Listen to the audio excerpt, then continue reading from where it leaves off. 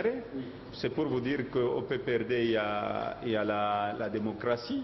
Bon, moi j'ai connu Vital quand je suis arrivé au PPRD. Il était notre secrétaire général et nous l'avons accepté parce qu'il y a la discipline du parti. On devait travailler avec Vital. Bon, moi je n'étais pas dans le comité exécutif, même aujourd'hui je ne suis pas dans le comité exécutif. Malgré votre popularité. Je suis un seul membre du PPRD où j'ai adhéré dans ce parti politique.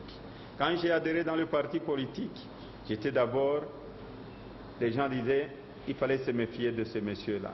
C'est les jeunes frères de KTB, nous ne savons pas ce qu'il est venu faire. J'ai fait la campagne du chef de l'État. C'est de vous qu'on parlait comme ça? C'est de moi qu'on parlait comme ça. Que j'étais le loup qui entrait dans la bergerie. Oui. Il y a même des gens que j'ai repêchés aux élections, qui sont passés avec me voix, qui me traitaient d'un loup dans la bergerie. Et tout ça, il faut mettre dans le compte du passé.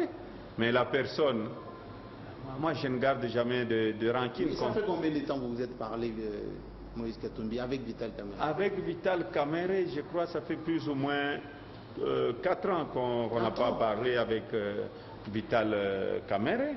Et quand il a quitté le PPRD, chacun fait son choix.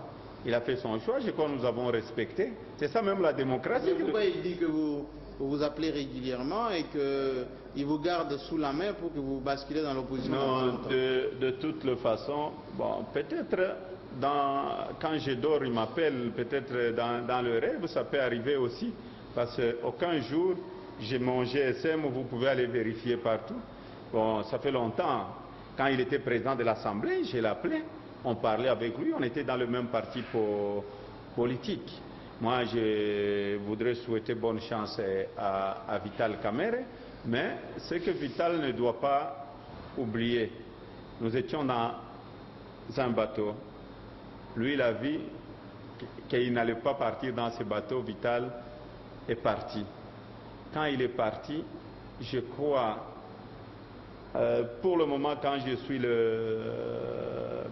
ce que Vital dit, au PPRD, on ne travaille pas, il n'y a pas de visibilité au niveau du gouvernement. Je vais dire tout ce qu'il dit. Vous avez trahi tout ce que vous avez décidé ensemble. Nous avions trahi, oui. Mais Vital devait parler quand il était avec nous. Il devait parler, il devait penser à la population congolaise quand il était avec nous. Il était président de l'Assemblée nationale pendant 2 ans. C'est là où il allait se mettre debout au Parlement. Voilà, moi je ne suis pas d'accord avec le président Kabila, moi je ne suis pas d'accord avec X, moi je ne suis pas d'accord avec le Premier ministre, je ne suis pas d'accord parce que lui avait l'appui de parlementaires. Donc lui, c'était presque la deuxième personnalité du pays. Donc il pouvait dire, voilà, je ne suis pas d'accord. Mais il y a des gens aussi qui disent qu'ils ne sont pas d'accord quand ils ne sont pas aux commandes. Moi, quand je réclame mes 40%, la retenue à la source, je suis gouverneur. Aucun jour le président de la République m'a interdit. Voilà la démocratie que Joseph Kabila a amenée dans la République démocratique du Congo. Quelles sont vos relations avec Joseph Kabila? Est-ce que vous allez être candidat à l'élection présidentielle? Vous savez, quand je suis rentré d'exil, on m'a traité de tous les noms.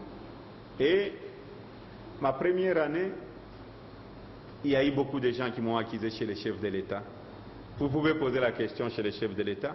Même notre collègue, notre camarade Vital Kamere, quand il est venu au Katanga, oui. il est allé même dire au chef de l'État que moi j'étais le plus mauvais gouverneur, que j'étais là pour faire un coup d'État et que j'allais trahir la République.